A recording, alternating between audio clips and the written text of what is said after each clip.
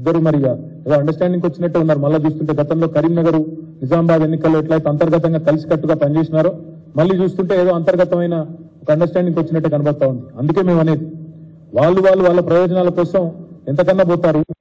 కానీ తెలంగాణ ప్రయోజనాలు కాపాడాలి అంటే తెలంగాణ ప్రయోజనాలు ఢిల్లీలో తప్పకుండా అక్కడ ఉండే విధంగా పనిచేయాలి అంటే ఆ పని కేవలం బీఆర్ఎస్ ఎంపీలు చేయగలుగుతారు తప్ప ఇంకెవరి వల్ల కాదు. అందుకే కేసీఆర్ కు బలం ఇద్దాం, పార్లమెంట్ లో తెలంగాణ గలం వినిపిద్దాం, గులాబీ దళాన్ని పార్లమెంట్ కు పంపుదాం, ఢిల్లీలో తెలంగాణ బలాన్ని మళ్ళొకసారి పెంచుకుందాం. అదేవిధంగా తెలంగాణ అస్తిత్వాన్ని కూడా గౌరవాన్ని కూడా కాపాడాలి అంటే తప్పకుండా మరి ప్రజలకు నేను విజ్ఞప్తి చేస్తా ఉన్నా. మొన్న జరిగింది సరే, అక్కడ చర్చిన కారణాలు అవన్నీ కూడా సమీక్షించుకుంటున్నాం. ఏవైతే మార్పులు చేర్పులు పార్టీ చేసుకోవాలో అవన్నీ కూడా చేసుకుంటాం. మా వల్ల జరిగిన చిన్న పొరపాట్లు, చిన్న లోటుపాట్లు వాటన్నిటిని కూడా సరిదిద్దుకునే దిశగా మేము కూడా మా పార్టీలో అంతర్గతంగా కార్యాచరణ కూడా మేము మరి ప్రారంభించుకున్నాం. తప్పకుండా ఆ కార్యక్రమాన్ని కూడా రాబోయే రోజుల్లో ఆ ఫలితాలు కూడా మీరు చూస్తారు. కానీ ఇక్కడ తెలంగాణలో ఒక విచిత్రమైన పరిస్థితి. గత నెల రోజులుగా కొత్త ప్రభుత్వం ఏదైతే వచ్చిందో మరి అధికారం కోసమేమో అడ్డగోలుగా హామీలు ఇచ్చినారు.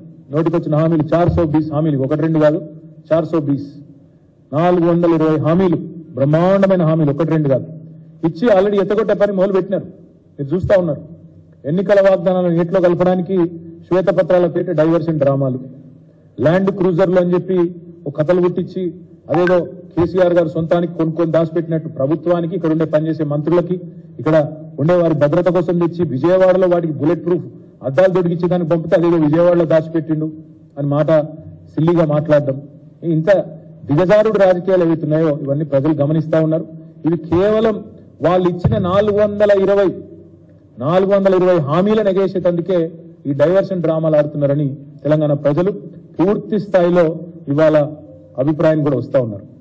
నిజానికి తెలంగాణ రాష్ట్రం సాధించిన విజయాలన్నింటినీ వైఫల్యాలుగా చిత్రీకరించి కాళేశ్వరం లాంటి ప్రాజెక్టును కూడా బదనాం చేసే ఒక చిల్లర ప్రయత్నం రెండు జాతీయ పార్టీలు కూడా చేస్తా ఉన్నాయి.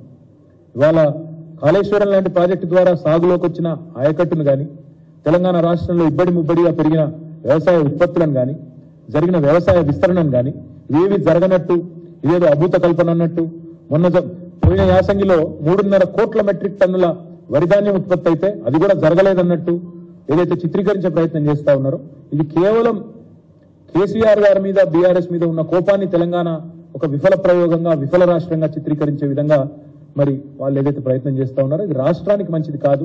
ఇలాంటి దివాలాకోరు రాజకీయం ఎవరికి కూడా మంచిది కాదు.